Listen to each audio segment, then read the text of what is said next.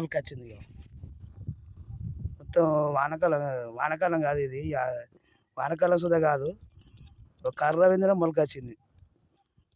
నీ పేరేం పేరు? తూముల కౌరయ్య, నర్సీరావుపల్లె. ఇక మొత్తం కర్ర విందులో మొలకొచ్చింది. ఏమి ఇత్తరో ఏం కథ ఏం తెలియదు, కర్ర విందునే వచ్చింది మొలక. కర్ర విందునే వచ్చింది మొలక. తూముల కౌరయ్య.